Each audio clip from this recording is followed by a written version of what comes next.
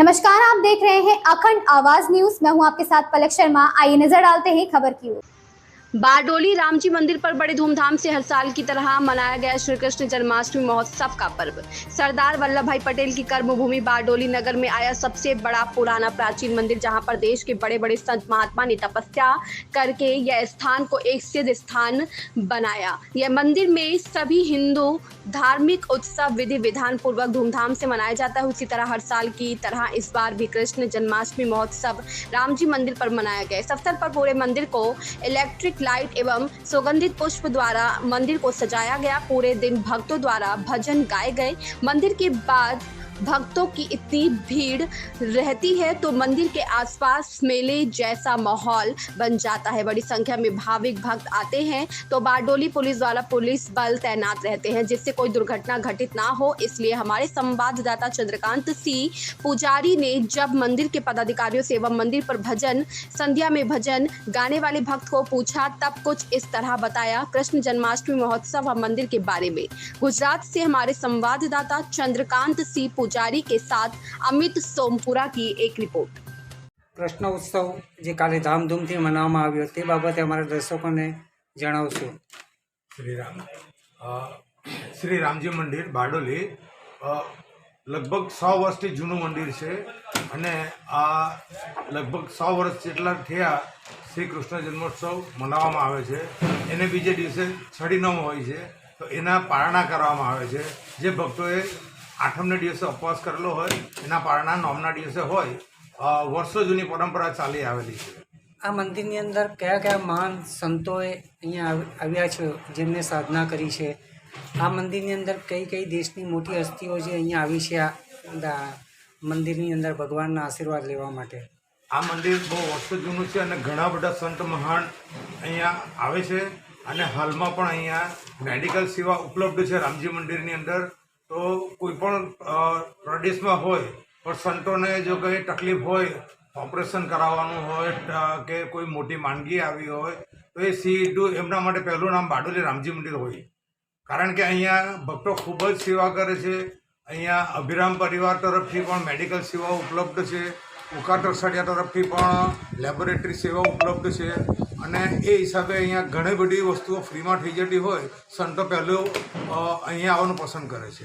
અને હાલની કમલેશભાઈ, આજે કૃષ્ણ ઉત્સવ છે, તમે બહુ સરસ સરસ આજે ભજન ગાયા છે, તેમાંનું એક ભજન અમારા દર્શકોને સંભળાવશો। શેણ છોડ રાય की जय, डाकुर वाला रण छोड़ जी, तारी लीला जगमान्यारी, तारी लीला जगमान्यारी, तारा गुण गावे नर नारी।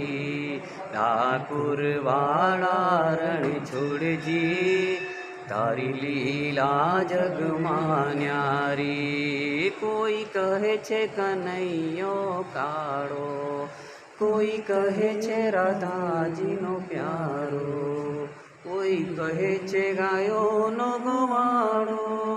ठाकुर वाला रण छोड़ जी, तारी लीला जगमान्यारी। બહુ સુંદર ભજન તમે તમારા સ્વરથી ને આજે તમારા ઘણા બધા ભજનો અમને સાંભળ્યા, અમને મનને મોહી ગયા એવા સુંદર સુંદર ભજનો ગાયા।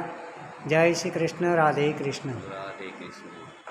અમે શ્રાવણ માસના પ્રથમ 15 દિવસની અંદર શ્રી કૃષ્ણ ભગવાનના હિંડોળાનું આયોજન કરીએ છીએ, જેમાં દર 2 દિવસે હિંડોળાનો ગેટઅપ બદલીને ચોકલેટના, ફળફળાદીના, પુષ્પોના અનેક રીતે હિંડોળા સજાવીએ છીએ।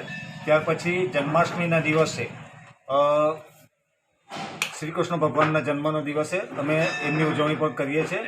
મંદિરને લાઇટ રંગરોગાનથી સજાવીને પછી રાત્રે 12 વાગ્યા સુધી ગઈકાલે કમલેશભાઈ પટેલ અને એમની મંડળી દ્વારા ભજન કરવામાં આવ્યા। ખૂબ સુંદર મજાનું ભજન, હજારો ભક્તોએ જેનો લાભ લીધો અને ત્યારબાદ રાત્રે 12 વાગે કૃષ્ણ ભગવાનનો જન્મોત્સવ કરી આરતી કરી અને સૌ ભક્તોને પંજરી, માખણ અને પંચામૃતનો પ્રસાદ આપી સૌને રાજી કર્યા। અને આજે છડી નોમ છે। આ છડી નોમને દિવસે વર્ષોથી રામજી મંદિરની પરંપરાગત એ રૂઢી રહી છે કે ભગવાનના જન્મ પારણા કરાવવા અને એમાં લગભગ 1000 જેટલા માણસનું આજે રસોડું છે.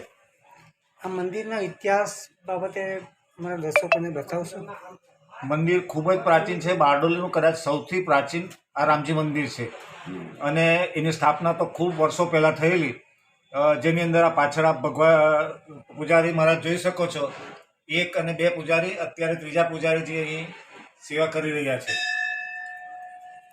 ધન્યવાદ. इस खबर में बस इतना ही. देखते रहें अखंड आवाज न्यूज.